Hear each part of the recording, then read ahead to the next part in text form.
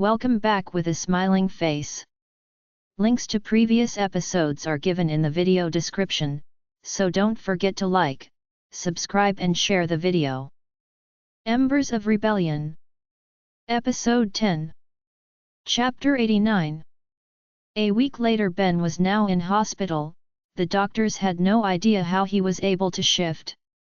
But it was becoming clearer that someone was experimenting on not only the Forsaken but also those that were kidnapped from the city. This mystery facility that Emily spoke of was now the biggest target on the city's radar. We needed to find it and put a stop to it. Ben was not doing well. He had turned savage and every day I had been checking on him and waiting around until the hospital or Lucian would force me home. He was alive but still in a semi-deformed wolf state. He was mostly unresponsive just like Emily and none of the doctors knew how to help him or reverse what was done. One thing was clear though, Ben was made into a Forsaken. His little body ravaged with infections, his heart had become enlarged and, the few times he had woken he had tried to attack staff which now left him strapped to a bed like a mental patient. Looking down at Ben he had a muzzle on. Once a sweet boy now made into some science experiment and it broke my heart seeing him like this. The only comfort I had was that he shared a room with Emily. Her state had not improved either, and the bizarre events were beginning to take a toll on everyone in the city. People were scared, and they should be. Only a monster could do this to a child. Hearing the door open I look up to see Callan step inside the room. He had been a great help recently. Lucian was busy with pack business and I had spent most of time here or at my hotel, leaving Callan to watch over Valerian. However, I was not expecting him to show up here. Glancing at the time I see it was an hour before school pickup. I was about to head over to the school to pick him up. I told Callan I would today knowing he needed a break, so I was surprised when he stepped into the hospital room. Callan glances down at Ben brushing his hair from his face. Ben doesn't wake but the entire city had heard and was horrified despite him being rogue when they learned what had become of him. Terrible, Callan says, smiling sadly. What are you doing here? I asked him and Callan held a piece of paper out to me and I took it. Noticing the emblem on it for the city council. I pulled a few strings and called in some favors. You got your day to be heard, your petition will be heard, Callan says. Wait, how? I needed 4 signatures, I told him. Callan smiles and I glance at the paperwork to see Callan had signed in a man's name I did not recognize. I look at him questionably. I found a loophole. It said you needed 4 alphas signatures, nothing stating they couldn't be from previous alphas, Callan says with a sly smile on his face. I glanced down at the paperwork to see I had a date and time allotted to be heard by founding council members. 1 week to prepare. Tears burned my vision as I looked back at him. Does Lucian know? I ask him and Callan shakes his head. They were barely talking still unless it had something to do with Valerian. Lucian is still upset with his father. Thank you, I tell him and Callan nods before looking at Emily. Any news on how they are doing? He asks but I shake my head. No, the doctor is due to do his rounds soon, but I need to pick up Valerian. I will wait until the doctor gets here, Callan tells me, taking a seat in one of the uncomfortable blue chairs. Are you sure? The doctor will ring me, I tell him. Positive. Besides I have nothing better to do, Callan tells me. He looked lonely, and I could see this feud with Lucian was really starting to take a toll on him. He used to be so involved in Lucian's life, so it must be hard now that Lucian is shutting him out. Walking over to him, leaning down and giving him a hug, and pecking his cheek, not expecting him to grab a hold of me. He hugged me tight and it felt good to be hugged by a father figure. Despite his wrongdoings, Lucian didn't realize how lucky he was to have a father so supportive of him. Make Valerie proud, I know you will. Give hell, Callan whispered to me. With a nod and peck on the cheek, I quickly left, heading to the hotel to pick up Ava on the way to school. I had hardly seen her and she wanted to talk to me about something, so she was coming over home for dinner tonight and I told her I would pick her up when doing the school run. My thoughts were plagued lately and I had trouble keeping my thoughts straight, and now I had to worry about the upcoming council meeting. For the first time all week I had some hope. Pulling up at the hotel, I messaged Ava and waited in the parking lot. Staring up at my hotel, I felt like I had neglected it lately. With so much going on I hardly spent any time here, and when I had a chance I was just exhausted. Although I knew Zoe and Macy had everything handled or would ring if something went wrong. Ava took a few minutes before she appeared coming out of the restaurant doors, her bag slung over her shoulder, and she was wearing one of our waitress uniforms. She wanted to help, and when we were short of staff she asked Macy if she could. She seemed to like it and had been pitching in wherever she was needed. Opening the car door, she threw her bag over onto the back seat before buckling up. "Any news?" she asked as I started the car before pulling out and heading toward the school. "No, still the same," I tell her, and she nods, chewing her nails. She looked nervous and I glanced at her when she remained silent for a bit. "What is it?" I asked her. "Mum rang me," she said. "Callan got your petition pushed through," she said nervously, and I sighed. "Let me guess, she wants me to pull the petition." "Not happening," I tell her. "She also asked that you rescind the challenge," Ava tells me. "Also not happening," I tell her, and she nods, looking out the window. "Are you nervous?" she asked me, but I shook my head. "Nope, years of pent-up aggression.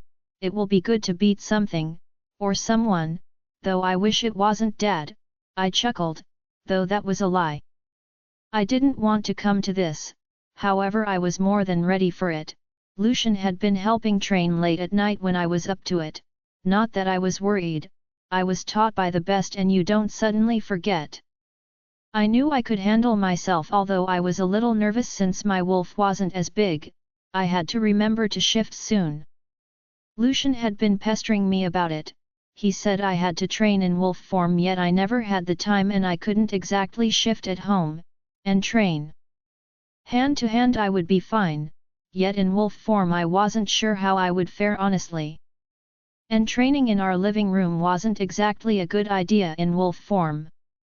That might scare Valerian, but I knew he would force me sooner or later. Probably sooner, when he finds out I have the council meeting, and 2 days after that is the next full moon and the challenge against my father. So much going on and so little time. Pulling up out front of the school, we waited for the bell to ring. I checked my emails while Ava stared off out the window. Glancing at her, I could tell she wanted to say something and her silence was starting to bother me. "What is it?" "Spill. Has this got something to do with what you wanted to speak to me about?" I asked her. "Kind of." She doesn't elaborate and I put my phone down to give her my attention. "Just say it, I won't get angry," I tell her. I could never be angry with Ava. She was my little sister. Despite everything, she was my sister. "Nothing, it's just that being at the hotel and hearing the stories, what everyone puts up with, what you put up with, I should have come with you," she says, wiping a stray tear. "I'm sorry, I should have done more," she said, her lip quivering as she peered back out the window. "You have nothing to be sorry for, Ava. You didn't do this. I wouldn't have let you anyway. You were 15, what could you have done?" I asked her. "Been there, I should have been there," she choked out. I shake my head. "I'm glad you weren't, and everything turned out all right." "I am all right, Valerian is all right, and you're here now," I tell her, and she nods. "Mum tried, you know, her and Dad fought constantly for weeks, but you know how Dad is." I sighed and nodded, and the bell rang, making me glance at the school. She still could have called. It is not like I was hiding, I tell her. Dad forbade her to go anywhere without her guards or him, same with me. Nixon ruined everything, Ava says, and my brows furrow. What do you mean? I asked. The debt, and I am pretty sure that is who Dad was planning for you to marry, though I didn't know about that part though until the other day, but it makes sense to me now. What debt? I asked, shocked. Ava shrugs. It's why he wanted me to marry Lucian. If I did, I would control half of Lucian's assets. Dad wanted Lucian to enter into a treaty with our pack. Nixon has been threatening to go to war if his debt wasn't cleared soon, so Dad thought if he had Lucian on his side Nixon would back off. How much does Dad owe? I asked. I'm not sure, but they had some original deal, which now I am assuming was you. It is the only thing that makes sense. Nixon has a son. I asked her. Yes, he around Lucian's age, his name is Carter. How come I have never heard of him before? Nixon hasn't handed the pack down yet. Dad tried to marry me off to him at first, but Carter and I don't get along. The man is a pig, so Dad tried to get you to marry Lucian? Yes, told me he had to find the money to pay back the debt he owes Nixon, and if he can't, Nixon gets our pack lands. The pack is bankrupt, Marin. It runs off Nixon's finances, Ava explains. Which would explain why Dad backed Nixon over the petition. Yet what does Nixon get out of Rogue's remaining rogue? Chapter 90. Having Ava over for dinner gave me much to think about. She never said anything in front of Lucian, so I had been waiting patiently for her to leave. When Tatum picked her up to run her back to the hotel, I wanted to ask Lucian about Nixon's son. Valerian was now in bed, and I groaned when I saw Lucian walking out of the hall in just a pair of shorts. He started moving the furniture in the living room, pushing it against the windows. Putting the last few dishes in the dishwasher, I washed my hands before wandering over to him. He points to the couch, where he sets some yoga pants and my sports br number. Can't we have at least one night off? I asked him. His only answer was him moving the last piece of furniture out of the way. I rolled my eyes. I was tired enough and hot.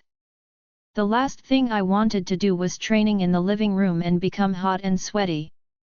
I tried to sneak off to shower, yet Lucian wasn't having that. Don't even think about it. Lucian growls, and I take off running for the room. I shoved the door open and had nearly escaped when his arms wrapped around my waist, tugging me back.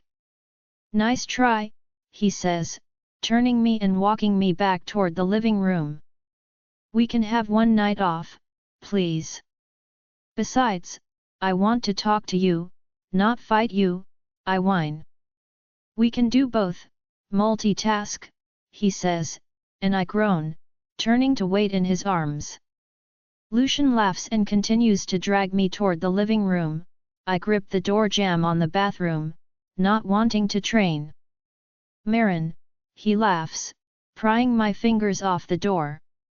You wanted to challenge your father, therefore, you train, or I kill him, which is it? Nope, I am too tired, I tell him. So am I, but you're training, can I bribe you with favors? I'm listening. What sort of favors? The sort where I can sleep and not have to do anything, I tell him. Wait, you want to bribe me with SX, but I gotta do the work, he chuckles. What about an IOU? I ask. NA, I will pass. I will be you anyway, I was more thinking you could, but since you want to have vanilla, I would rather train, Lucian says. Not vanilla, I was more thinking old man style, I tell him while he tries to get me to stand, but I go all floppy. Old man style, he asks. Yeah, where we lay on our sides so I can nap, I laugh. Not happening, now get up and help me drag the mats out. he says, dropping me on my butt beside the TV. Run, and I will drag you back, he says while walking off to his little gym at the back of the penthouse. Marin, he calls out. Yeah, hold your horses. I am coming, I growl before stalking after him. Lucian comes out with a rolled up blue mat as I pass him in the hall. Grab the other one, he says. I retrieve the other, dragging it down the narrow hallway to the living room. Lucian was unrolling the other one before he came over and helped me undo the strap that held it together. He unrolled it, and that was already enough exercise for me. Marin, hurry up, Lucian says when I go to lay on the couch. I roll my eyes but snatch up my clothes and quickly run into the bathroom to slip them on before returning to the mats.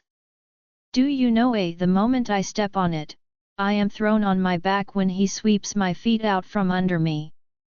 Lucian laughs while I glare up at him. He offers me his hand, and I growl at him, slapping his hand away and getting to my feet. As I was saying, do you know Nixon's son? His name is Carter. I ask him. Why are you asking about him? Lucian asks while taking his stance. I mirror him, waiting for him to attack. We circle each other looking for an opening. Something Ava said to me, I told him. What did she say? He asks, swinging at me, but I duck out of the way, stepping to the side before punching him in the ribs. Lucian was bigger, a lot bigger, but I was quicker. His foot connects with me a few moments later when he recovers. You didn't answer, Lucian grunts as he blocks me and pins me to the floor. I lift my hips, trying to throw him off. I don't want to say because it may piss you off, I tell him, trying to get an advantage over him, but I couldn't be bothered, and he knew it. Come on, it's easy. I have seen you get out of this one, Lucian growls at me, but I give up, dropping back on the floor. It was too thought for this crap. Can you turn the SHTAC on at least? I snapped at him. He growls, pushing off my wrists before moving toward the panel on the wall and fiddling with the ducted AC. Better? Now, why are you asking about Carter for? I chew my lip while he motions for me to get back to my feet, but I refuse and just lay there on the cool mat that was sticking to my back with how much I was sweating. Marin, up now. I shake my head. Lucian growls, reaching down to grab my wrist and haul me to my feet, but as soon as he gets close enough and bends down to grab my hips, I turn on my side and kick his legs out from under him. He lands on his side. I laugh but remain where I am while he rubs his hip he landed on. Ava told me Carter was who I was supposed to be married off to, I tell Lucian. He sits up abruptly, looking down at me. And you are only just telling me this now, he growls. I shrug. So you do know him? Of course, I know him. We are the same age, I saw him a few times at meetings, but I wasn't aware he was back in the city. What do you mean? He left after high school. Been years since I saw him last, and he went looking for his mother, Lucian tells me. His mother? Wait, Nixon's maid isn't his mother. Lucian shakes his head. No, Carter's mother was a Forsaken, and the woman you see with Nixon isn't his real mate. He took her as a mate, she was his mistress to his first wife. Wait, if Carter's mother is Forsaken, why did he go looking for her? She wasn't always a Forsaken, but she was one of the Forsaken we kept an eye on. When Nixon met Leah, she was an Omega, and he was already married. She had Carter and Nixon took him. She stayed in the city for a while before Nixon marked his mistress after Leah killed his wife. Leah killed his wife. Lucian nods. Nixon's first wife was an arranged marriage. He never marked her. She found out about Leah and attacked her. Leah stabbed her in self-defense, Lucian says, wiping a hand down his face. He chose his mistress over her still, and it sent her over the edge, and she left the city. Carter went looking for her not long after graduation. He wanted to find his real mother, only when he did she was a forsaken, she attacked him and bit him. And he lived? I asked. Yes, he is an alpha, plus she was his mother. We don't know why that made a difference, but he was sick for a bit. Dad said he was never the same though afterward, then he snapped. What do you mean? You think I am a savage? Carter was placed in a mental hospital after he killed 8 of his pack members. So, I am surprised his father brought him back to the city. He may have survived being attacked by his mother, but the poison still had some effect on him. He is unhinged, Lucian explains. Well, Ava said she met him, and he was a pig. Why would my father agree to marry me off to him then, knowing that? Seems extreme to marry your daughter off over a debt, especially to a monster. Your father's pack is in debt? Lucian asked, bracing his arms on his knees. Yes, I think that is why Dad has been helping Nixon. Ava said Nixon gets shadow pack lands if he can't cover the debt. How much is the debt? Lucian asks. I shake my head. No idea, but enough that Dad was willing to marry Ava off to you so she could hand over half your territory to Nixon, I tell him. I'm surprised your father would agree to that, Lucian says, his brows pinching together.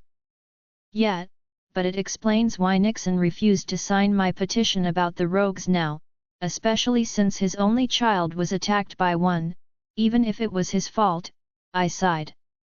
Carter isn't an only child, he is a twin. Carter has a twin sister, Alicia, Lucian says. Ava never mentioned her, I tell him. Probably because most don't know she exists.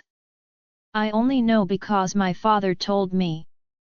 Alicia has been in a coma since Carter found her. She lived with her mother.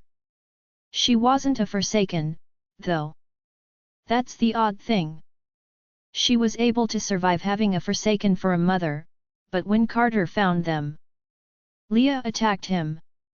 Alicia saved him, and her mother turned on her. She has been in a coma since. Like Emily, Carter managed to find a way home, but she never woke from the coma, and Carter was sent away to the mental hospital. My mind reeled at what he told me. This was so much information to take in. Wait, he only took Carter? Yeah, Nixon has always been a piece of. Not only did his mate end up forsaken, but he also ditched his daughter and took his son. How doesn't the city know about this? Same as no one knew about my mother or you being John's daughter. He made her disappear, Lucian tells me. But I want to know why Carter is suddenly back in the city, Lucian says. Maybe he recovered, I tell him. No, that is what I am finding weird. Why would Nixon risk it? Everyone knows about Carter, his own people. If the city found out he was back, it would cause hysteria. What do you mean? Carter didn't just kill his pack members. He ate them and hung their pelts on border fences. The man is sadistic, Lucian says. Yes, but he is also Nixon's only heir, isn't he? And he can't be too crazy. Ava met him, and she said he was a pig but never mentioned him acting crazy, I tell him. I think tomorrow I may have to go see for myself, Lucian says. You're going to go see Carter?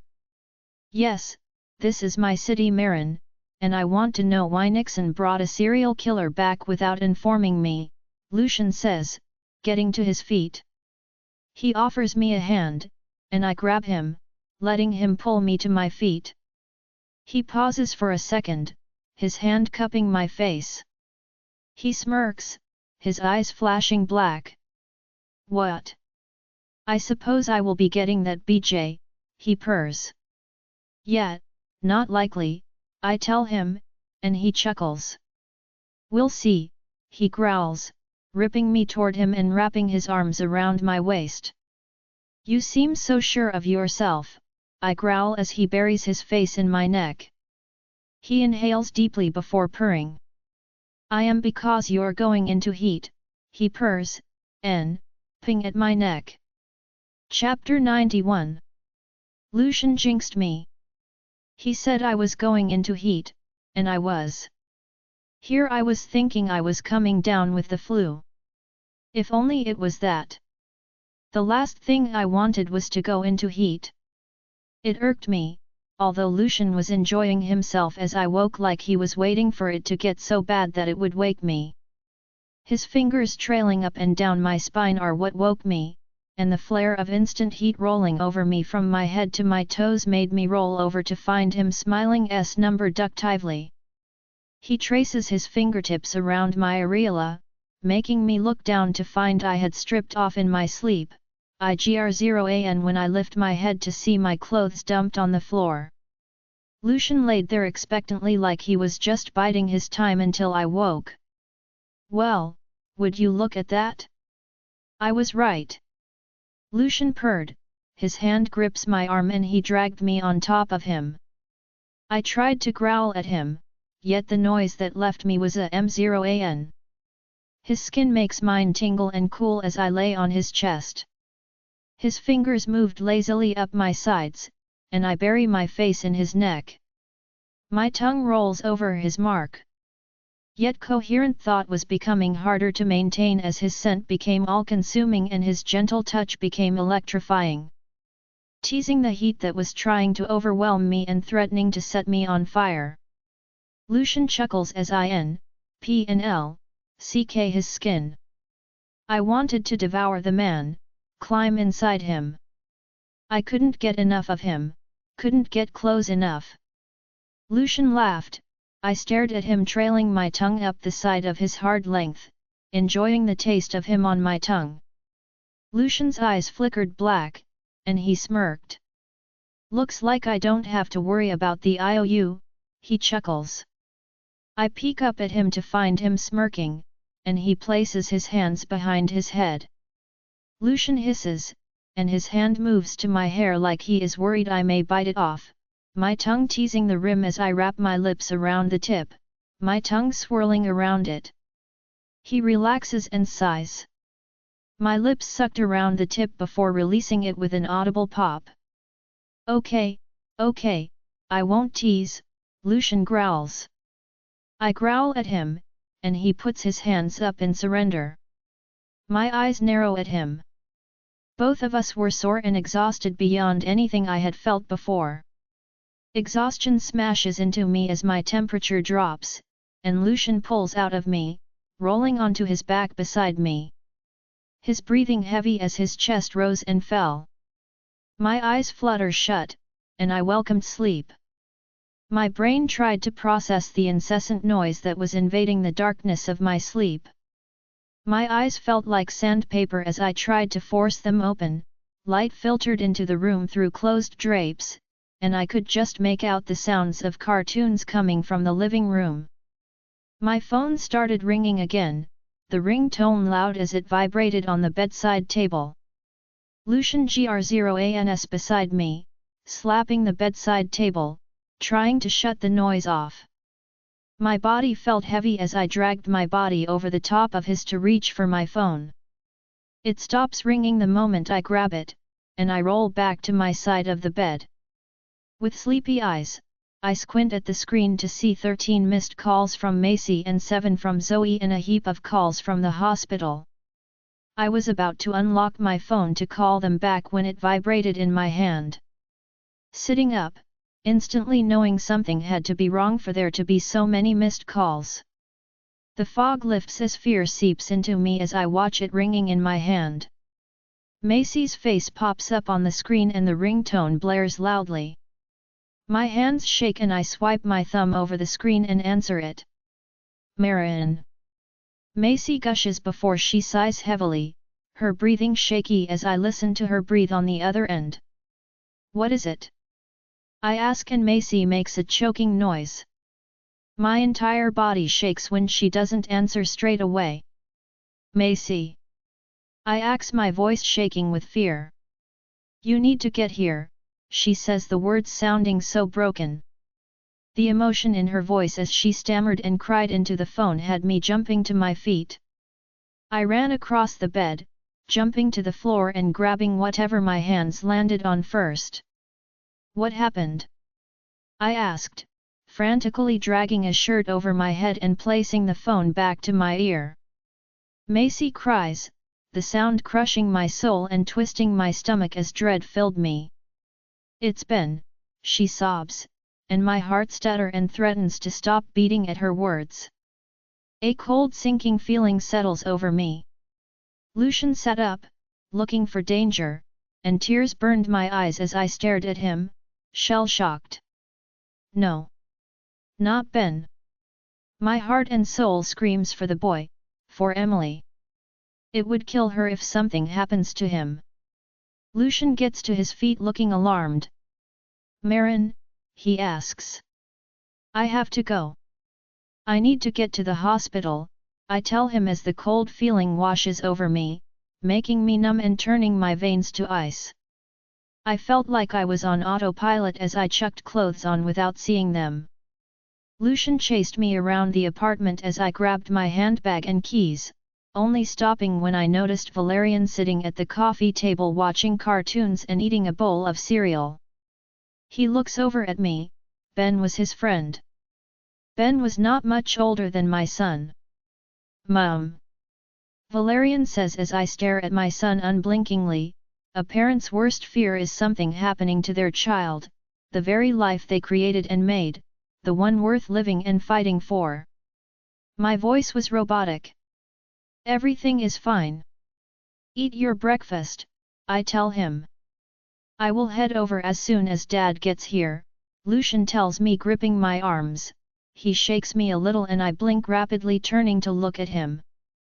I have to get to him, I gasp before turning on my heel and I run toward the door. Chapter 92. Walking into the hospital, Macy and Zoe paced out the front of Emily's and Ben's room. Tears streaked both their faces, and Macy's eyes were puffy, so I knew whatever was going was terrible because Macy never cries, she never gets emotional, she kept her walls high and took on the world with attitude. My stomach plummets as I approach them. My entire body was shaking. The moment I got to them, the door opened, and the doctor stepped out. A grim expression on his face. Macy instantly turned to face him, but Doc's shoulders dropped. Well, she asks. Doc looked tired, and I couldn't imagine having his job, having to deliver bad news to families or parents. Bad news was exactly what we got when he spoke. As you know, Ben deteriorated overnight. His blood test when he first came in showed some hope. He wasn't a full-blown forsaken, but now he is. His body is shutting down, his organs are failing, he doesn't have much time left, Emily. I ask, clearing my throat. The only thing keeping her alive is the machines. Without them, she will die, Doc answers. We already knew that, but I had some hope. Doc just killed that hope. Is he still conscious? Zoe asks. He keeps coming in and out. One minute he almost seems lucid, the next, he is hurting himself or trying to attack the nurses, Doc says. So what now? I ask. There is nothing else we can do. We did dialysis, but the infect on is not just in his blood. It's in his muscles, bones, everything. I'm sorry, Luna, but now we just wait for him to die. I ask. Doc smiles sadly and nods. I press my lips in a line and gulp before clearing my throat. Zoe sits heavily in the chair by the door. He's just a child, she says, putting her head in her hands. Macy grips her shoulder, hugging her against her hip. Thank you for everything, Doc, I tell him. You're more than welcome to stay with him. I will send some chairs in for you all, he says, wandering down the hall. I stare at the ceiling, willing the tears to go before pushing the door open and stepping inside. Macy follows me in, sitting beside him and grabbing his hand. Zoe enters but remains close to the wall as she stares, not knowing what to do. Doc comes back in with 2 extra chairs, and I sit between Emily's and Ben's bed, holding his hand and rubbing circles in the back of his hand. Hours pass, and Ben comes too, thrashing and snarling periodically.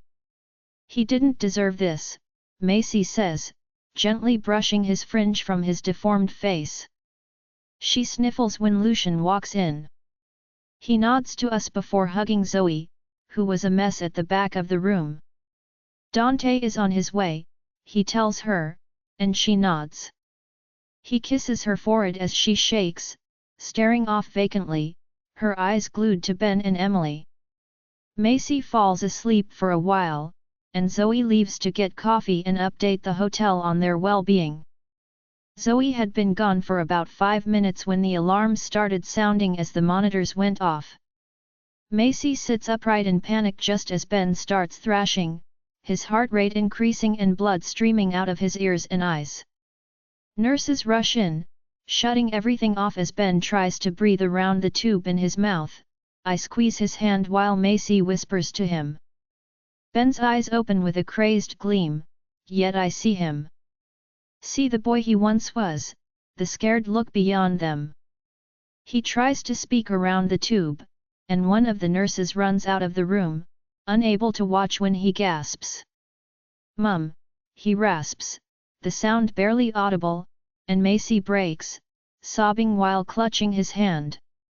Just as Zoe walks in with the coffees, she shoves the tray at Lucian before rushing over, gripping his legs, and rubbing them. "Can't you give him something to help calm him?" Macy asked the doctor, who lingered helplessly. "We already have given him everything." "Nothing works," he murmurs, holding back his own tears. Macy and the doctor talked, but I couldn't stop staring at his wide eyes, unblinkingly looking back at me before I even thought of what I was doing or processed it. I undid his handcuff with the key that sat beside the bed. I let the guardrail down on the bed. His hand flailed, grasping air before I climbed on the bed beside him. Ben snaps and snarls at me, thrashing when I slid my arm under his body and lay beside him, pulling his legs over my lap, so he was sitting awkwardly on me. His head resting on my shoulder and my hand on his forehead so he couldn't turn his head to bite, not that he could do much with the tube in his mouth as he squirmed. Macy reaches over, holding out her hand for the key to do the other one. Doc protests, but I hand it to her, ignoring him. "Luna, he is dangerous," Doc says, and Lucian goes to reach for me, but I pull away. "No," I tell Lucian when he tries to pull me off the bed. "Marin," he whispers, watching Ben grip and claw at my arm with his free hand. "No, he is scared. Emily can't hold him, so I will do it for her, as she would for me," I tell him, my voice breaking knowing she would. No matter the risk to herself, she was part of our village, and when one falls, the rest pick up the slack. Macy undoes his other hand and moves, gripping my shoulder, and I readjust him on my lap, turning my face into his hair and humming to him. Macy moves beside Lucian, and he steps out of her way. She drags the little side table out of the way and drops the side rails on Emily's bed before walking around the other side. Doctors and nurses tried to stop her, but they were already dying. What did it matter if cords got tangled? Macy pushed Emily's bed flush against Ben's, who gasped for air. "Smoothed," he whimpers, clutching her forearm tightly, and calms. He stops thrashing completely. He may be forsaken but he knows his mother's touch. "She is right there, Ben, right here with you," I whisper to him. She loves you so much, I tell him as his breathing slowly evened out. His blood soaked the shirt I was wearing, which I realized was inside out. I stare up at the ceiling and just hold him. Macy rubbing his back, and Zoe crying while rubbing his legs in my lap. The room falls silent, the only sound is his heart rate monitor, and I turn my head to look at Emily. All the things she wanted for her son come to mind, how she worked to provide for him, never turning down a shift, how she would even bring Ben to play with Valerian and Casey if she couldn't get a sitter. She wanted so much for him, and this wasn't it. I looked at Lucian, who stood with a hand under his chin, worry etched into his face at how close I was to Ben. This boy was not a monster. He was a sweet boy. Emily's boy. I kiss Ben's forehead. I couldn't fix this. Our emergency fund couldn't bail them out, no cure would save him. Nothing we could do, but I could give her one thing. I let my claws slide from my fingertips before digging them into my palm. I let my blood pool in my hand. Macy lifts her head, and her lips quiver when I move him, making sure his hand remains on Emily. I pulled his other hand from under him and sliced his palm. The moment I did, Lucian reached over the bed and gripped my wrist to stop me. I stare at him. He looks at Ben and drops his head. He knew what I wanted. You're not doing it. His blood could make you sick, Lucian whispers. It's all she wanted, and he can't pledge, a blood link is the only way, I tell him, and he looks down at Emily, who he was leaning over. He sighs. I'll do it, he murmurs, gripping my wrist. He looks up at me, his eyes watching me. I'll do it, he says, letting me go. Lucian slashes his palm with his claws, and I do the same to Ben's free hand that lays limp on my belly. He doesn't move or even flinch. Lucian reaches over and grips his hand, and I smoothed Ben's hair. I Alpha Lucian, of the Nightshade Pack. His words cut off, and I noticed Dante, whose eyes were glazed over as he stood behind Zoe, his arms wrapped around her waist. You sure? Lucian asks, and I see Dante nod before Lucian turns his gaze back to Ben. I Alpha Lucian of the Nightshade Pack, welcome Ben Steele and declare him the new beta of Nightshade Pack, he murmurs. Dante gasps as his title is stripped, and Zoe reaches up, cupping his cheek with her hand. It would only be temporary, but it would have stung Dante. Suddenly the mind link opens up, and our pack welcomes Beta Ben, bringing tears to my eyes. I didn't know whether or not he could hear them, but he would not die a rogue. Lucian then does the same to Emily, and I feel her tether form. Fear coursed through me, knowing soon both their tethers would sever and it would be crippling, but we could grant this wish. Doc stabs a needle in Lucian's arm as he stands back up. Precaution, Doc murmurs to Lucian, who nods. I swallow, knowing precisely what he risked for them, yet he did, so I didn't have to. Macy grabs Emily's hand and kisses it as we wait.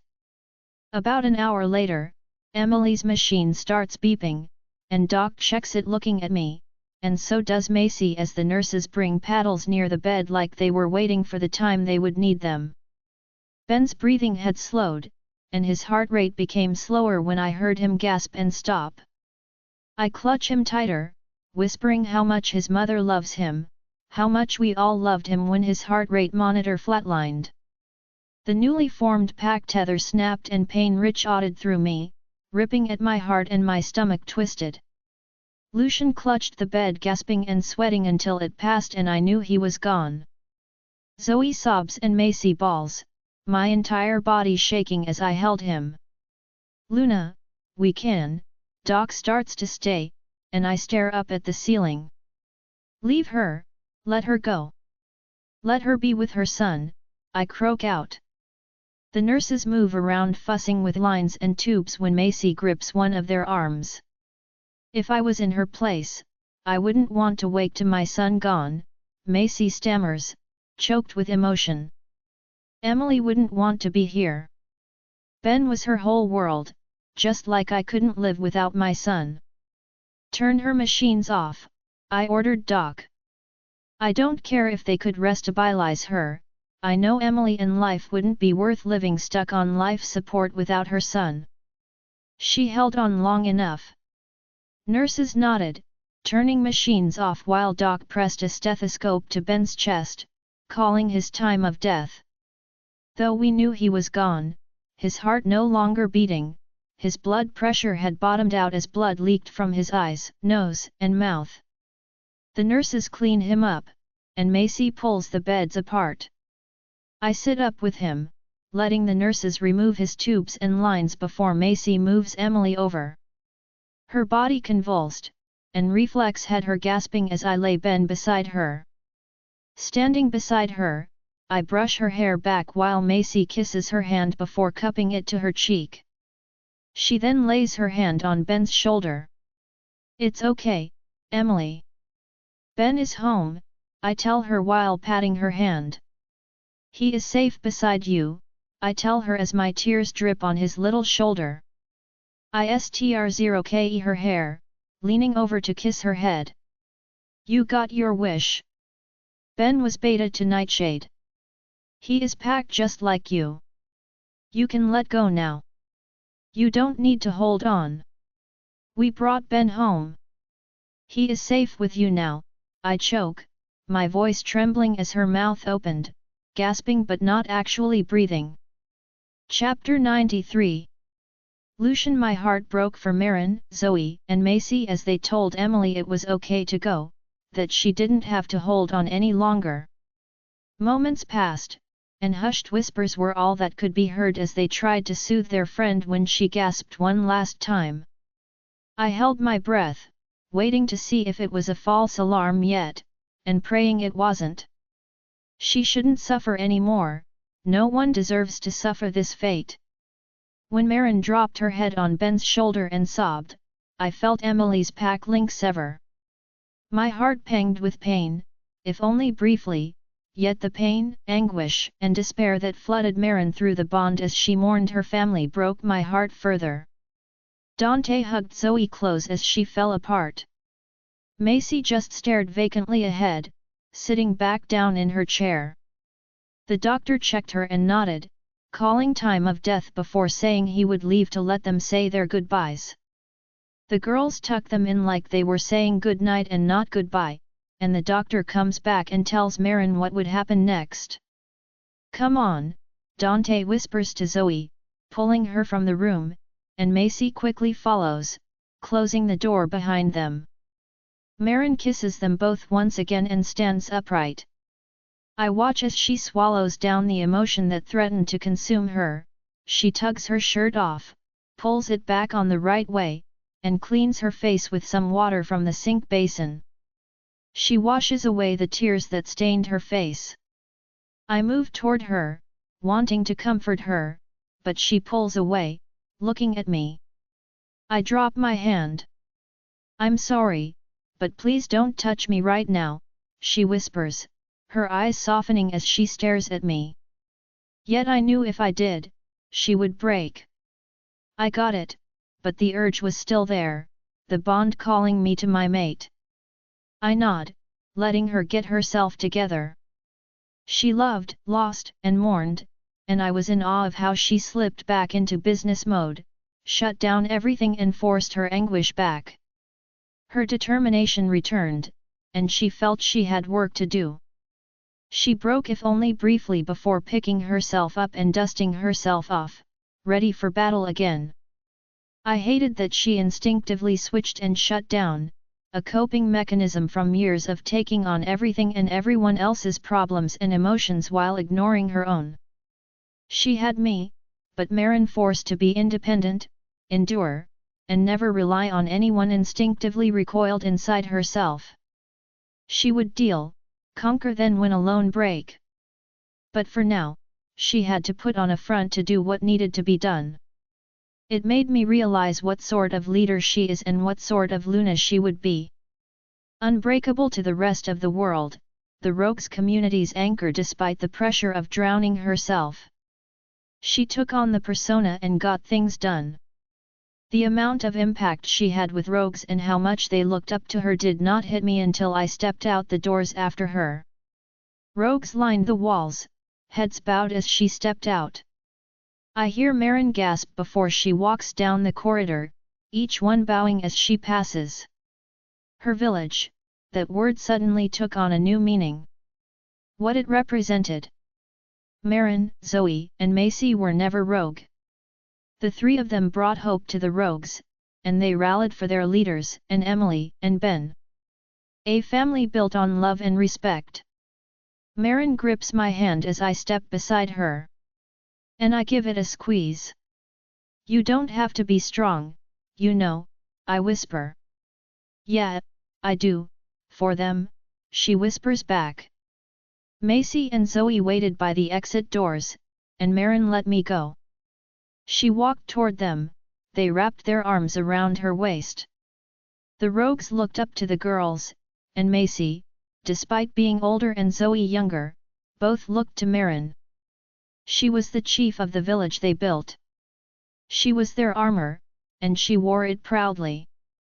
Ava stood outside the doors, looking lost as her sister stepped out with Zoe and Macy. The three girls had a bond, a sisterhood built on their blood, sweat, and tears, and with undying, unconditional love.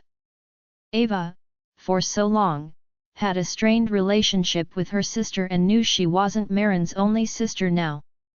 I could see the pain in her eyes as she watched them. But like true queens, they stopped, and Macy offered out her hand to Ava, who took it, letting out a shaky breath.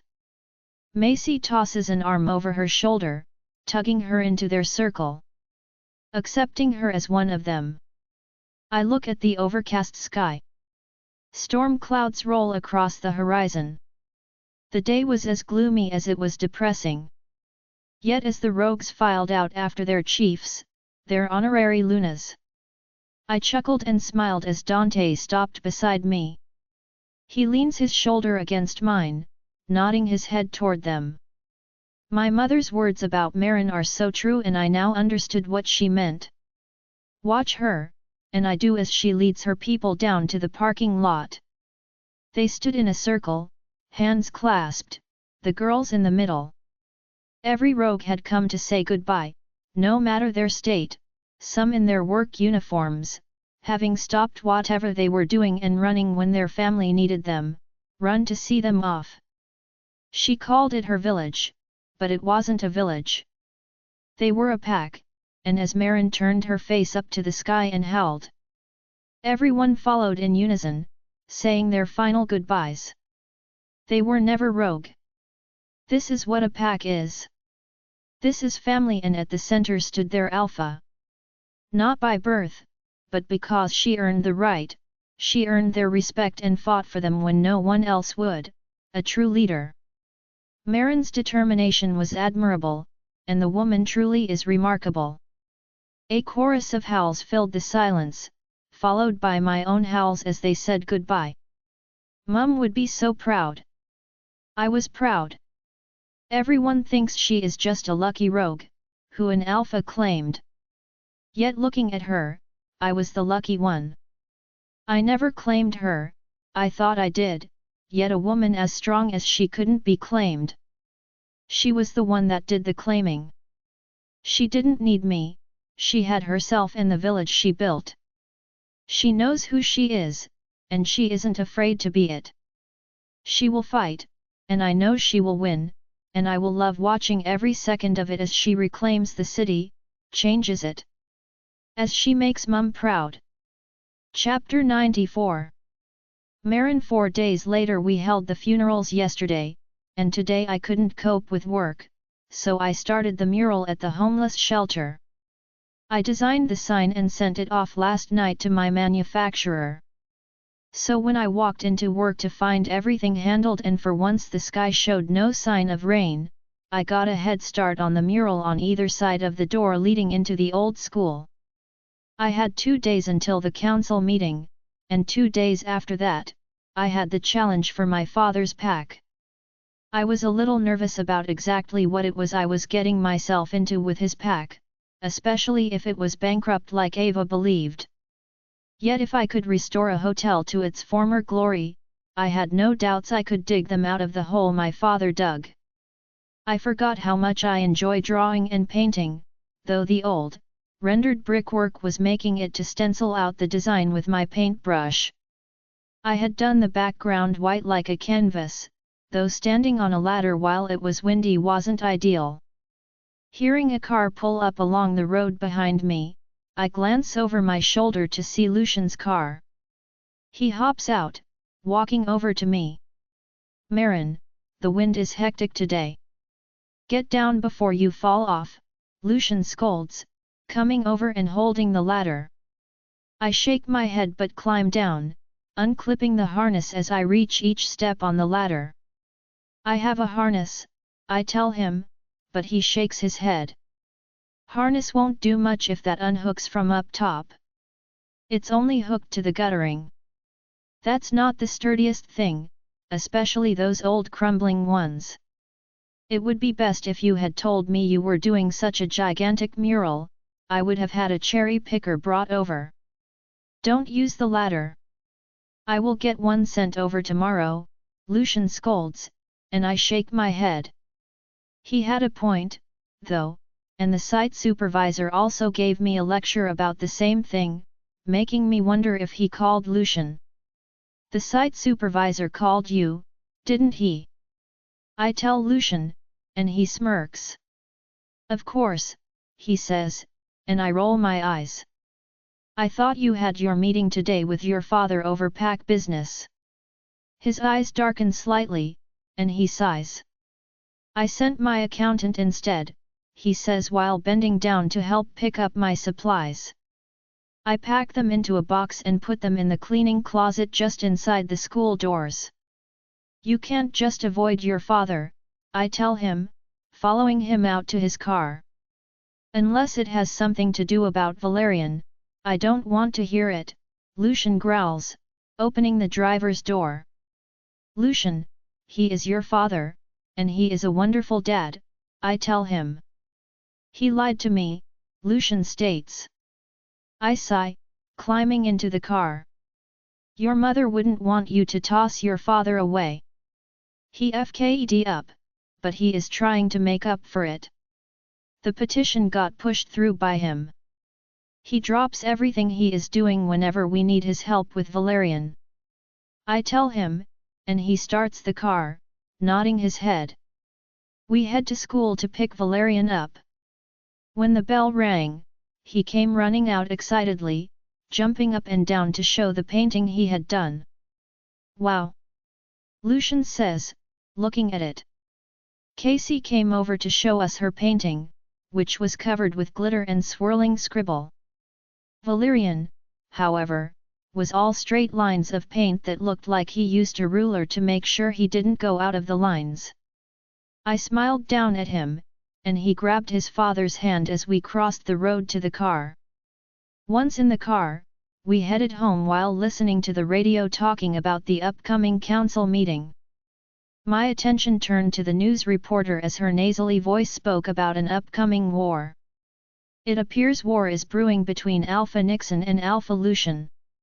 Alpha Nixon was spotted today leaving the council chambers in a rage after learning Alpha Lucian's mate, Marin Summers, the infamous disgraced daughter of Alpha John from Shadow Pack, petitioned to have the laws involving the unfair treatment of rogues changed. Alpha Nixon refused to speak to the media today after he was spotted in an argument with Alpha John just in the front of the council chambers before reversing into Alpha John's car. It appears tensions among the packs are high, and in the next few weeks, we will either see change within the city or war between packs. Lucian turns the radio off, glancing at me, and I sigh. Great, the media was going to blow this right up, and if there wasn't a war, they would ensure one starts with the hysteria they would cause. Would the city really go to war over Mum's petition? Valerian asks, and Lucian glances in the mirror at him.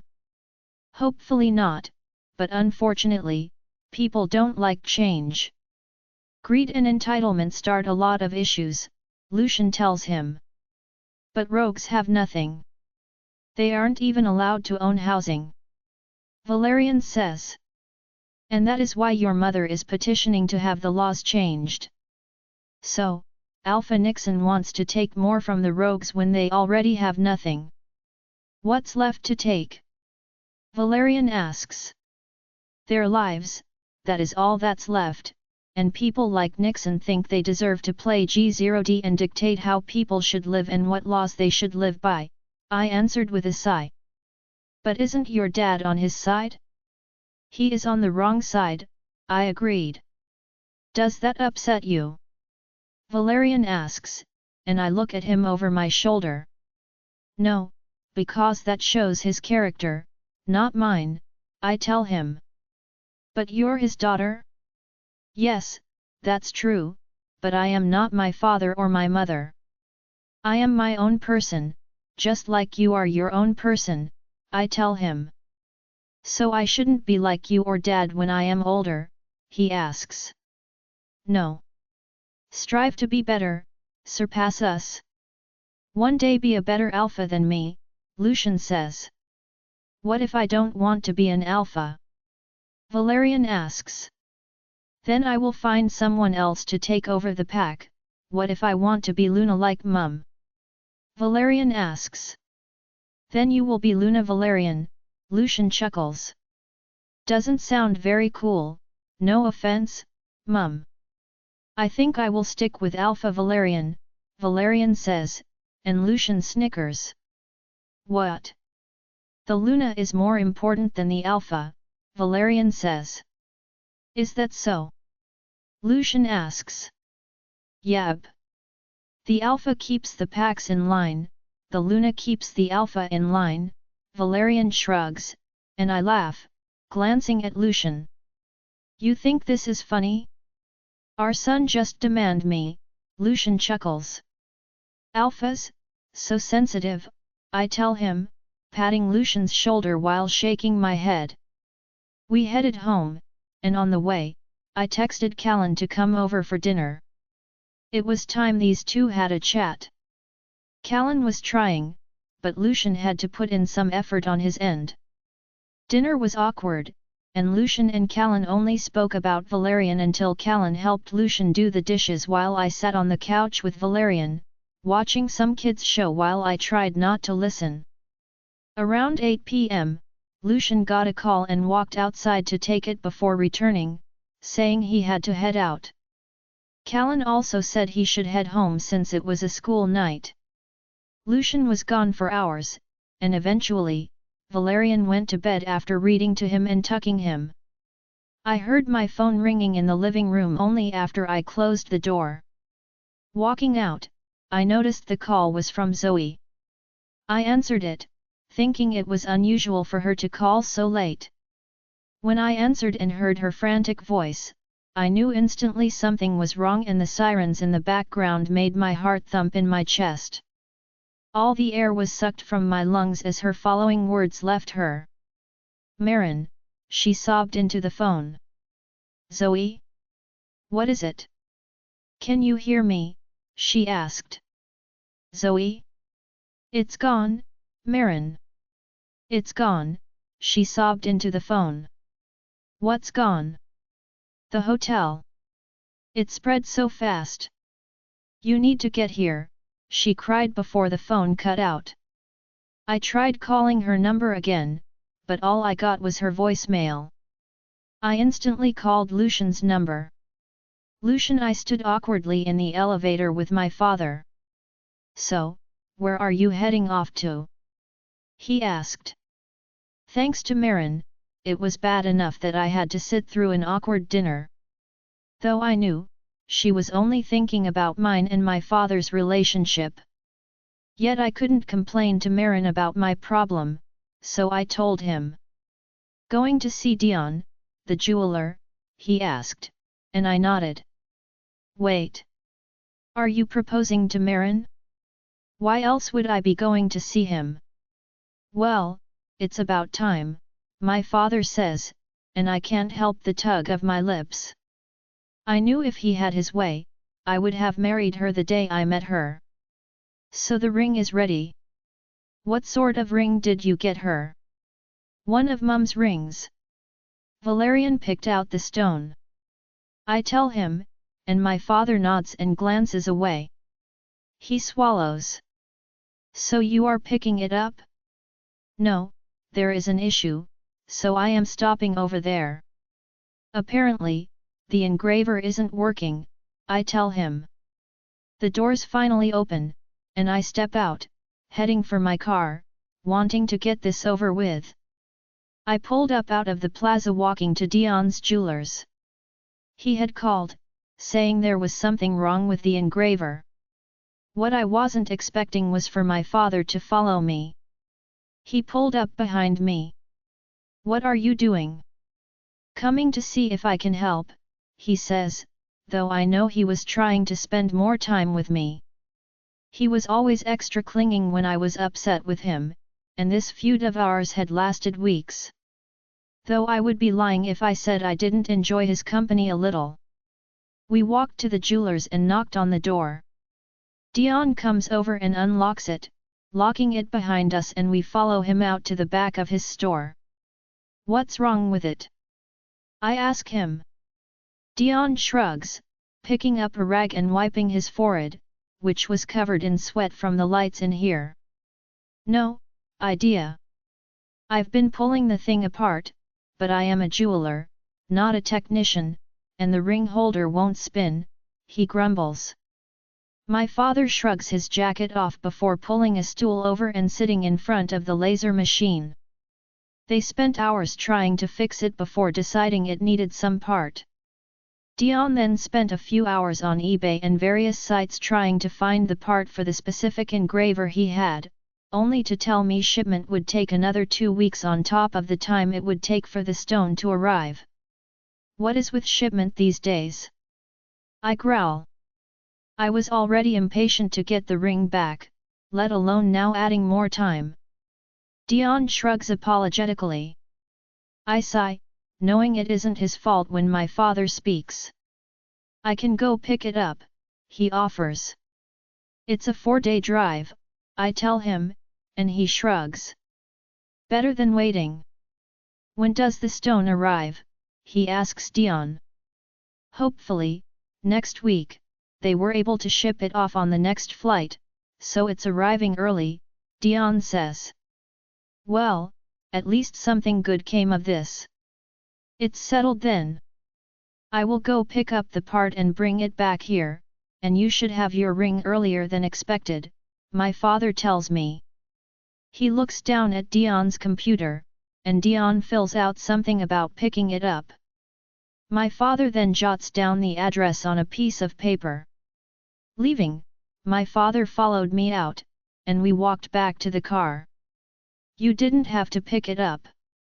I know you are only sucking up, I tell him. Is it working? He chuckled. Kind of, I laugh. We stand there awkwardly when my father hugs me. After I stood there for a second, I wrapped my arms around him. I miss you, son, he says, his voice cracking. I rub his back before he lets go and nods, racing to his car. He leaves before I get in my car. The moment I did, the mind link opened up, and Dante's voice was in my head. Hey, what's up? You need to get to Mountain View Hotel, why? It's not good, Lucian. The whole place is gone. It's just a shell, excuse me? Someone cut the water off and the power. We were trying to figure out what was going on when we heard an explosion in the kitchen, an hour after closing, and the entire place went up. I'm on my way, I tell him. Hearing my phone ringing, I grab it from my jacket pocket. It was Marin. I was about to answer when I saw my father's car come abruptly to a stop at the traffic lights before he turned the car around and drove back towards me on the opposite side of the road.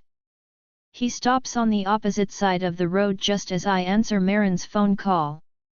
She was sobbing hysterically, and I told her I was on my way there when she said she was trying to get a hold of my father. He is with me. We are on our way, I tell her before hanging up. Dad winds his window down, and I do the same. Want me to take Valerian? It's all over the radio, he calls. Head to the hotel. Marin is on her way there with him, I call back, and he nods before taking off. I rip a U-turn, following after him. Chapter 95. Lucian pulling up at the Mountain View Hotel, fire trucks lined the front of the hotel. Police and flashing lights. It was a total fiasco. I could see Marin's truck and my father parked beside it and getting Valerian out of the car. While Macy stood by the car, my father was quick to get Valerian and waved to Zoe in question, who rushed over with Casey. She thanks him. Yet I couldn't see Marin anywhere. The entire building was on fire, flames spewing out the windows that burst from the extreme heat that could be felt from where I parked behind my father on the main road. People were running everywhere, and police and ambulances were also on the scene. I glance around, waving to Zoe, and jog over to her and Dante. Dante had a tablet in his hand and people lined the path, standing at the evacuation point as he finished checking names off. Everyone is accounted for. The fire started in the kitchen, thankfully the alarms trip still from the backup batteries so no loss of life, Dante tells me, and I noticed the tablet was a list of who was in the hotel and where everyone checked off and accounted for but one. Ava was handing out bottled water and checking those Dante marked off. Where is Marin? I ask. Seeing my father drive off with Casey and Valerian, he honks the horn and I nod to him. Zoe looks around before pointing between two fire trucks. The other buildings? I ask Macy as she comes over. Fine, it was contained in the main building. The apartments out the back and events rooms and storage sheds are fine, only the main hotel, she answers, and at least that was a relief. I nod, glancing at Marin, who stood in her pink and white cloud pajamas with her back to us. Moving across the large lawn, I head over to her. When I spoke to her she was hysterical, but now I felt nothing but blistering fiery anger, so hot it would give the inferno in front of us a run for its money. Yet the underlying feeling below it was pure devastation. This place was as much her baby as Valerian was. This was hers. Coming up behind her, she stared at the flames eating away her village, a village she built. I gripped her shoulders, coming up behind her, but she just stared ahead. I didn't know what to say. There was no comfort I could offer to make this right. I'll rebuild, this is why we have insurance, this is why I have a failsafe, the main thing is no one is hurt, this place can be restored, lives can't be replaced, she says as I rest my chin on her shoulder and wrap my arms around her. I'm sorry, love, I tell her, and she nods once in acknowledgement of my words but says nothing else. Media and reporters started lining the streets behind us, murmurs could be heard, police taking statements. I wandered off, helping where I could, and so did Marin, organizing buses to take everyone to my hotel that was staying here. Yet when the flames were gone, the place was nothing but a husk of what once was. Marin watched the last fire truck leave, but the media lingered, taking any last-minute scraps they could for their headlines. Vultures. Come on, I tell her, trying to lead her away, but she shakes her head and walks toward the building. I needed to get Valerian to school, so we would have to come back. Yet I had a feeling Marin wasn't leaving anytime soon. They warned me, Marin said, staring up at what's left. The structure was sound, but the place was gutted. Yet despite it all, the building still stood, the brickwork tainted black, the render crumbling and the place hollow. This is because of the petition, because I fought for the rogues, for this city, and this is how they repay me, she growls. They won't stop, will they? She asks, glancing at me. I hang my head, knowing this would be the beginning. What's next, Lucian? What would your next move be, if you were Nixon? She asks. You think it was Nixon? Who else? She says. Marion?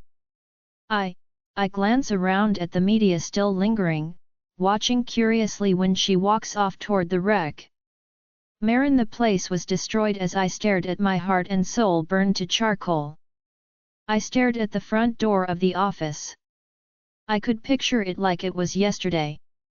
The night before it poured, and I had all but given up, until I met the woman that sat on a chair with a smoke hanging between her lips by that very door. On a plastic faded chair, the way her eyes looked me up and down with no judgment.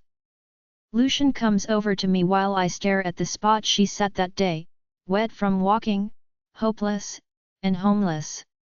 He rubs my arms from behind me. We should go, Lucian whispers. I point to the spot. That is where I met your mother, I tell him. I thought she was one of the people staying here.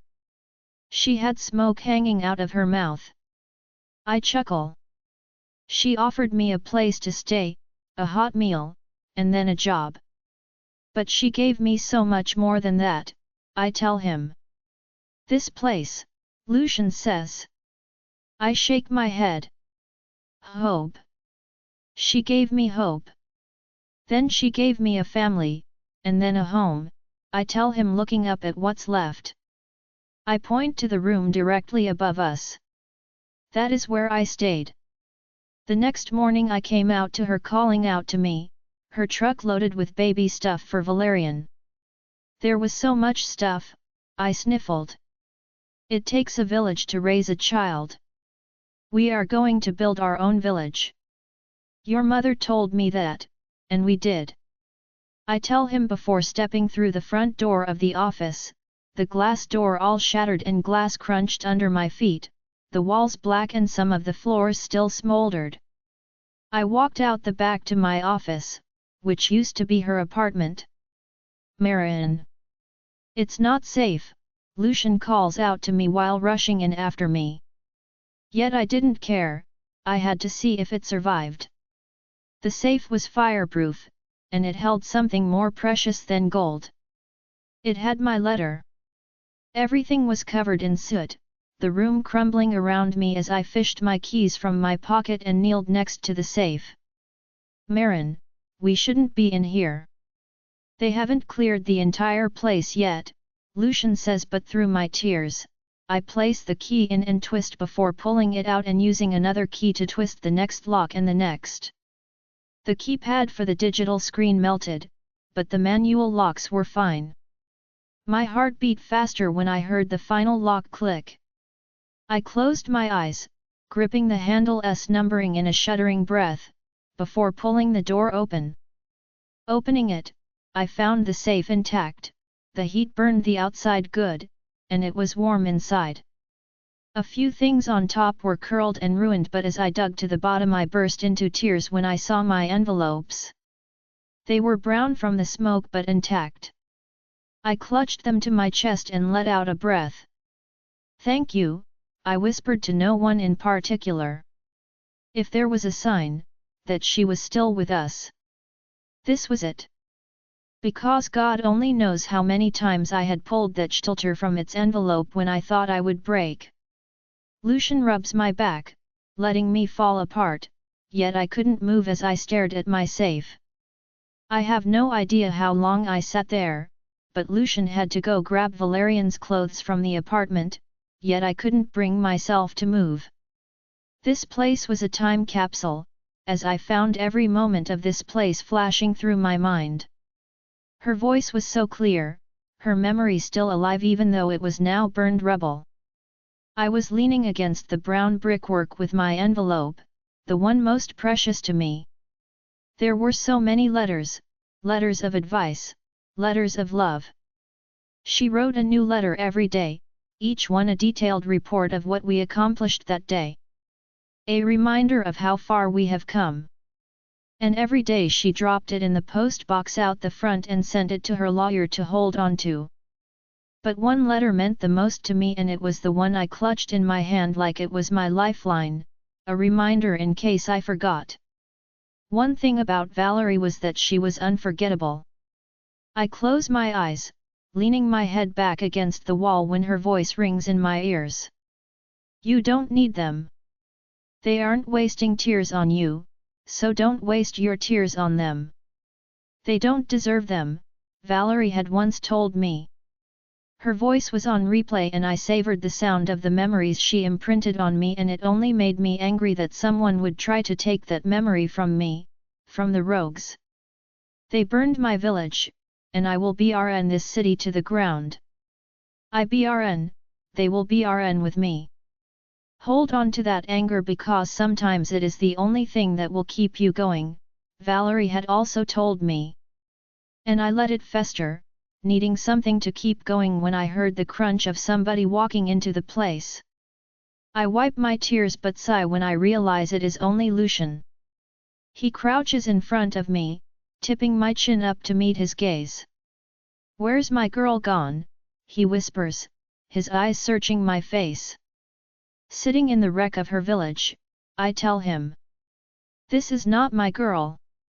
My girl is a Luna, and chief to her village. My village is gone, I tell him. What happened to you will rebuild. I sighed. I wanted to punch something, scream, and fight, yet at the same time I wanted to curl into a ball and die with this place. But he was right. I had a city to BRN and I couldn't do that here, feeling sorry for myself. I nod and he stands and I open the letter, reading the letter. The one thing that kept me going time and time again. Lucian stands back but remains quiet as I skimmed the page. Valerie's words were unmarred and untainted as I stared at them. What's that? Lucian asks. A reminder, I tell him. Leaning forward, I grab the others from where they sat and hand them to him. He looks at the hundreds of envelopes. These are all from my mother, he asks, and I nod. He holds his hand out for the one piece of paper written in her immaculate handwriting, the one letter that means the most to me. It was the shortest of all the letters she wrote. The others were a detailed day-by-day account of what we had achieved. What we built. But this one was something else. Just in case no one has told you today. You will never do it. I'm watching, always watching my girl. And I will be watching when you prove them all wrong. With that, I tucked the letter back in its envelope and handed it to Lucian to hold with the others before walking out of the office. Marin? What are you doing? Lucian calls as he follows me through the charred remains. Building a village, I tell him. Lucian laughs and I look at him over my shoulder. What? I ask and he shrugs and shakes his head, untucking the envelope I gave him. He opens it. Build your village, love, he says. I am. I built this place from nothing. I will do it again, I tell him, shoving through the doors and outside. I stop in tracks as I step into the car park. Lucian walks up behind me and he wraps his arms around my chest, pulling me back against him. The letter in his hand opened, yet my gaze was on the hundreds of rogues and pack members that covered every inch of the lawn. Shovels, and supplies in hand before a convoy of trucks and machinery pulled into the hotel. I take a breath and swallow. Every rogue must be here, and all of Lucian's pack. I glance at him over my shoulder. Only this time, it isn't just 4 rogue and 3 babies. You built a village and these are your people. You never have to do anything alone again, Lucian whispers, and tears fill my eyes as I stare back at everyone who showed up. Macy and Zoe both stood at the front with shovels in hand. My lip quivers that they would all show up for this place.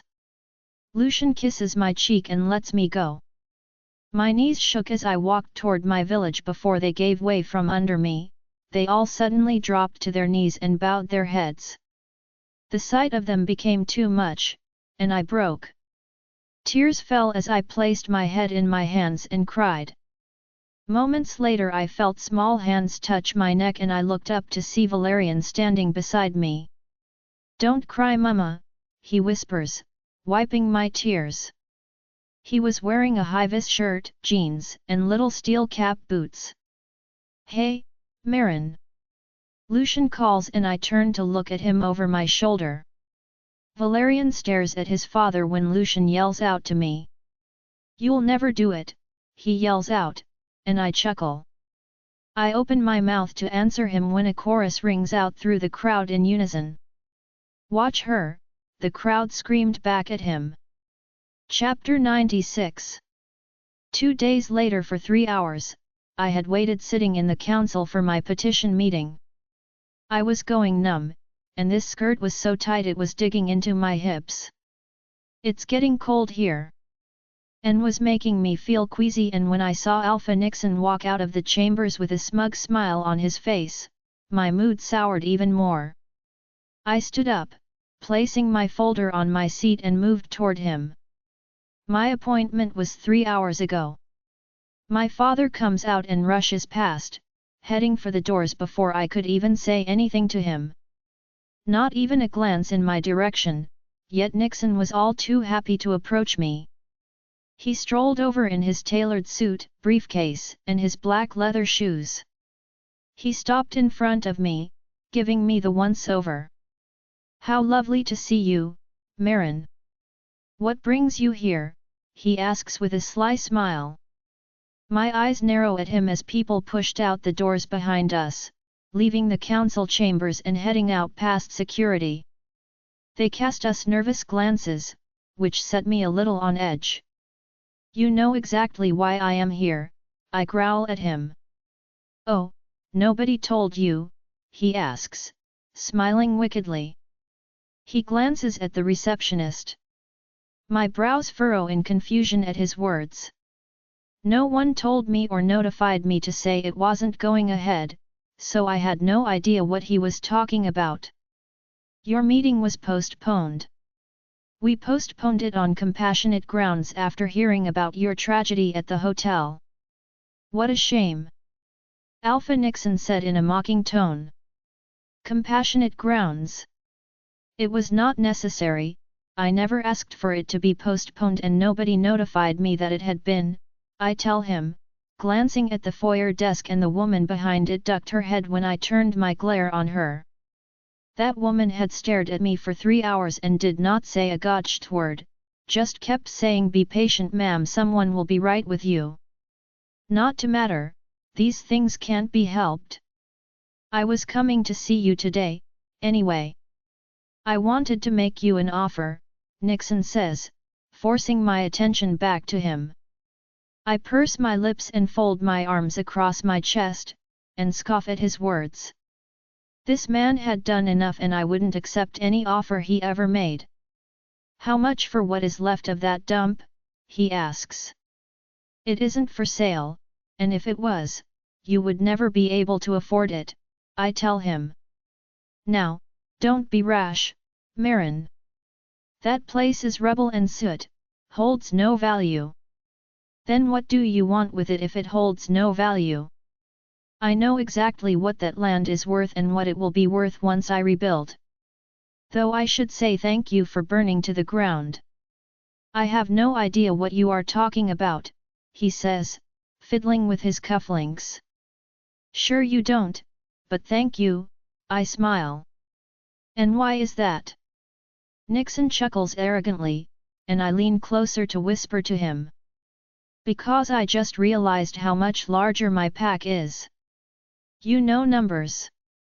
That's all you alphas care about, the number of members you have, warriors. Well, I outnumber every pack here, so Alpha, I suggest you fall in line before I make you my Omega," I tell him. "You are asking for war, Marin. How will your father feel going to war against his own daughter?" "That is where you are wrong, Alpha Nixon. In 2 days' time, I will own his pack. Be wise to check your alliances because I will own you too, I sneer at him and Nixon laughs. I am the mayor of this city, or have you forgotten? I am not going anywhere, Marin. I run this city. You are merely a rogue that trapped an alpha. Don't you read the headlines? He chuckles. Savor your time as Mayor Nixon because you won't be the city mayor for much longer, I tell him, leaning down and grabbing my handbag and folder. And why do you think that? He asks. I shrug. Reputation is everything in this city, Nixon. I can't fall from grace because I apparently already did. As you said, I am just a rogue who trapped an alpha. But don't forget, everyone has skeletons in the closet, and I hear yours is full to the brim with dirty secret and cobwebs. Be sure to watch the 7 o'clock news tonight. I hear you staring in those headlines. I laugh before turning on my heel and walking toward the doors. Alpha Nixon grabs my arm and yanks me back, earning some shocked gasps from a few stragglers leaving still. What have you done? He sneered. I do not know what you're talking about, I tell him, sending him a wink. I shake his hand off before walking out the doors. Sign the petition, Nixon. I am only just getting started, and by the time I am done, your reputation will be lower than any rogue. I tell him, shoving through the turnstile and out the doors into the blistering hot sun. My father is waiting by his car and goes to walk over to me, but halts his steps when Nixon comes out a few steps behind me. Ignoring both of them, I climb in my car and send a text to Macy and Zoe to meet me at Zoe's apartment before putting it in reverse. Only when I glance over my shoulder I see Nixon's brand new Jaguar behind me. I slam my foot on the accelerator, hitting it so hard it pushes into the brick barricade in front of it. His horrified face made me chuckle as I wound the window down. I look out my window at his crushed back end. Whoops, I'm sure it will buff right out, I tell him before taking off cackling like a madwoman. I notice him race toward his car and clutch his hair as he looks at the damage. I rub my dash. Good beastie, good girl, I tell my car. The drive back to the hotel left me sweating, and I was pretty sure I needed to get the aircon regassed. By the time reached the place I am drenched in sweat. In 2 days, with all of Lucian's pack and every rogue in the city, we had stripped the place of brick and scrubbed it down. The entire site was gutted, and contractors were walking around wearing hard hats and taking things inside to the kitchen and restaurant structure. Giant jacks were holding up some of the floors above while new support beams were put in place. Pulling into the parking spots out front, I see the safety inspector. With a groan I shrug off my blazer and climb out of the car. I walk toward him, and he goes to open his mouth, no doubt with some complaint, but I pluck the paper from his grip that he was holding up. See you in a month, I tell him, not bothering to stop. I flip him the finger above my head. I was not in the mood to deal with him. I stroll to the back apartments and up the steps toward my old apartment. I unlock the door and flick the kettle on. Dumping my keys on the fruit bowl, it felt so normal, like home still. Raiding the fridge and pantry, I grab coffee and milk out, yet the moment I opened the coffee canister, my stomach turned violently and had me rushing toward the sink.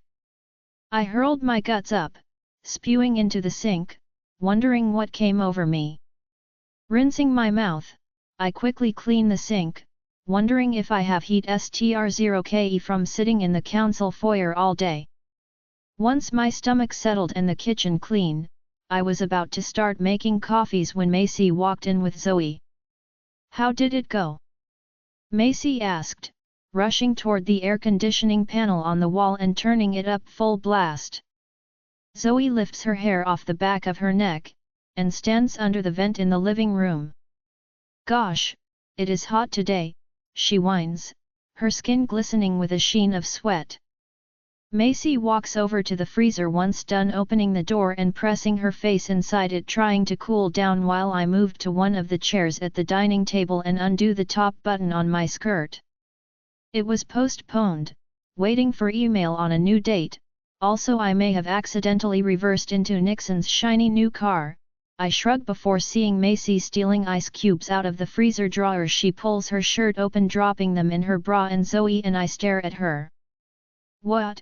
Cooling my girls down," she says, like it wasn't an odd thing to do. She reaches for me and Zoe snaps at her. "Nope, you best leave my ice tray alone. I know you aren't about to stuff them down your pants," she shrieks, and Macy looks at her appalled by her words before she pops the cubes of ice in her mouth. "Not all of us are like you, Miss Hotbox, stuffing frozen vegetables in your pants." Zoe glares at me accusingly for telling Macy, and I giggle. Macy starts making coffee and I tell them about my interaction with Nixon, but when Macy sets the mug in front of me, I grab it and take a sip before my stomach turns again and I am rushing for the sink.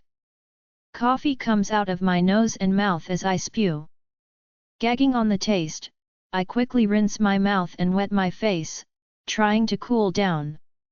Once I feel slightly better, I stand up and turn to find them both staring at me.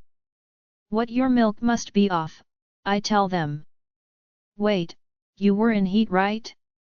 "Weeks ago," I tell them, shaking my head and grabbing a Pepsi out of the fridge. I swallow it down to rid the rancid taste from my mouth. Macy clears her throat awkwardly and I glance at her. "What? $100 says you're knocked up."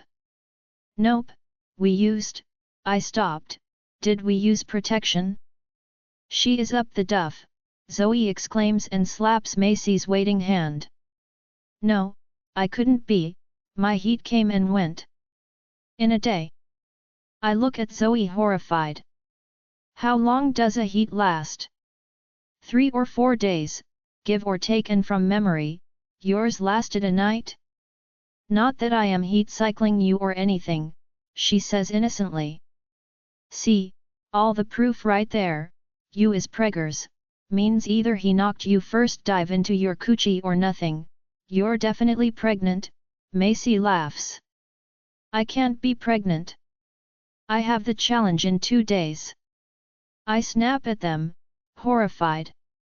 They glance at each other nervously. "I have tests we can check." "Maybe your dad will postpone on compassionate grounds for the hotel," Macy offers while Zoe rushes off toward the bathroom. Macy eyes her suspiciously when she comes out with 4 different pregnancy tests she returns with. "Why have you got half the chemistry tests?" she asks. "No reason," she says, shoving them in my hands. "Wait, are you and Dante trying to have another crotch goblin?" Macy asks excitedly. "No, just in case," Zoe says.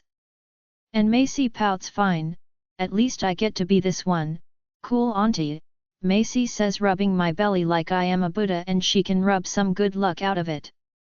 "Please be triplets, or quadruplets, a whole schlitter," she whispers. I slap her hand away. "I am not pregnant," I tell her, and she folds her arms. "Well, one way to find out." I stalk off to the bathroom. Minutes tick by while I wait for the digital screen to light up and the other 3 that I took as a precaution. Chewing my lips, I glare at them, willing them to be negative and cross my fingers and toes, praying to the moon goddess I'm not. I can't afford to be. I have a hotel to rebuild, a war brewing, a challenge and a Valerian. Yet as the screen lit up and the timer beeped, I nearly dived into the sink basin where the tests were perched. I grab them, examining them. "Wrong, wrong, wrong," I cry when I hear a knock before the girls barge their way into the small bathroom as I fling the 3rd one back, hitting Macy in the head with it. She cringes but catches it. "You jinxed me, undo jinx me now." I demand as she reads the test before fisting bumping the air in victory and bouncing on her feet. I'm gonna be an auntie, again. You owe me. I forgot to tell you the bet, she curses. Yet all I could think about was what timing this was as I sank onto the edge of the toilet and put my head in my hands. Come on, Evie. It's not the end of the world. Plus you won't be alone this time and Lucian is great with Valerian and Zoe says, but her words don't help so I throw out as memories of my last pregnancy flood me and what was I going to do about the challenge? Chapter 97. Lucian was working back tonight with Dante, so after I got Valerian from school, I decided to have dinner with Zoe, Macy, and the girls. The kids had fun and it kind of reminded me of before our lives got so complicated when it was just us against the world. It's comforting knowing that nothing has changed even now with my title. To them, I would always just be Marin, not Luna, not the rogue. Here, I was safe to be my normal self and was free to do as I please without judgment or having someone scrutinize me somehow. When the 7 o'clock news came on that night, I sent the kids to play with the Lego in Casey's room. Remote. The news is on, I say, waving my hand at Zoe. She passes me the remote, and I quickly flick the channel over. Since when do you like watching the news? Macy asks, and I race to the sofa and sit in the middle in front of the TV. I like the news when I don't star in it. I may have handed a list of evidence to the media about Nixon and my father this morning, I tell them. What? What did you give them? Zoe screeches excitedly, rushes over, and sits on the other side of me.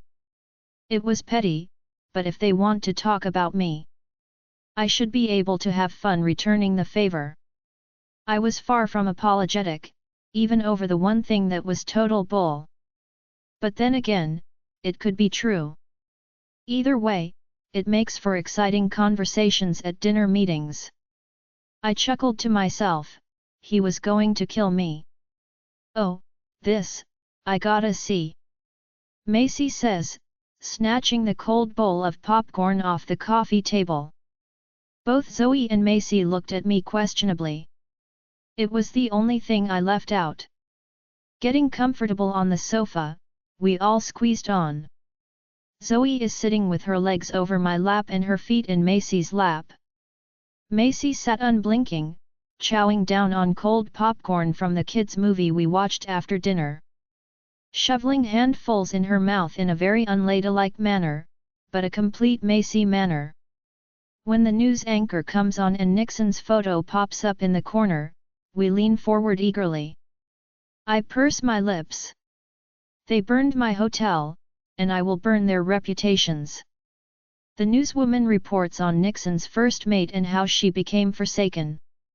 How his wife isn't the mother of his son Carter, but the most part to him, was that he abandoned his daughter to the forsaken.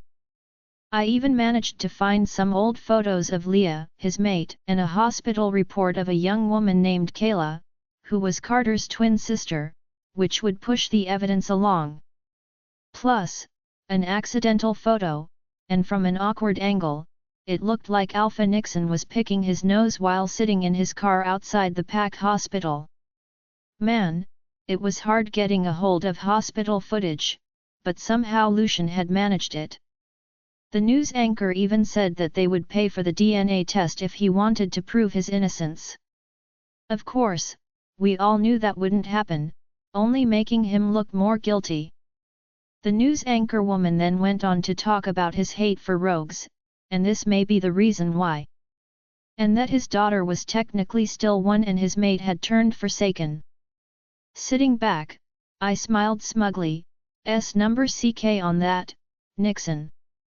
Macy was chewing and shoveling popcorn in her mouth so fast, and both her and Zoe's eyes were glued to the TV until Macy started coughing and spluttering, choking on her popcorn when my father's turn was next. And instead of his usual portrait photos, Ava and I had managed to find some old pictures on the Family Link app that he forgot to remove her from. It was a photo from when we were kids at a dress-up party. My father was wearing one of my mother's mini dresses and fishnet stockings, with a wig and high-heel boots. We sent 3 photos to them. One with him in a wig, all glammed up, as a woman, and another without the wig, revealing that it was definitely my father. Because the photo was of him in our bathroom putting on red lipstick. And the last image was him bending over drunk, his nuts hanging out since he was also wearing my mother's lace knickers. There was absolutely nothing wrong with the photos, but I knew my father wouldn't see it that way, especially when the news anchor told the city that he was secretly a cross-dresser and that his 2 daughters confirmed it. I snicker, and Zoe snorts. I smack Macy's back, and she sucks in a lungful of air. We all burst out laughing, knowing how horrified my father would be over this. Though we saw nothing wrong with it, this would definitely taint my father's conservative front he puts up. Man, I wish I could wear heels that high. Any more than an inch, and I can't walk straight. Macy laughs. There is so much I could say to that comment, I tell her, and she glares at me. I snickered at her outraged face. Papa John got some nice legs on him. A bit hairy, but look at them muscular thighs, Zoe says, and I elbow her, a little grossed out she was checking out my father. Oh my god! I bet your father had a heart attack seeing this pop up on the news, Macy chuckled. You know there will be backlash, Zoe says, and I shrug. What are they going to do? Accuse me of lying about who Valerian's father is? It's obvious whose child he is by the eyes. And I am pretty sure there isn't one article that doesn't taint me poorly. Sticks and stones, I tell them. Lucian starts blowing up my phone. He had no idea what I wanted the footage for, and I am sure he thought I would try to blackmail Nixon with it, not hand it to the media. With a groan, I get up.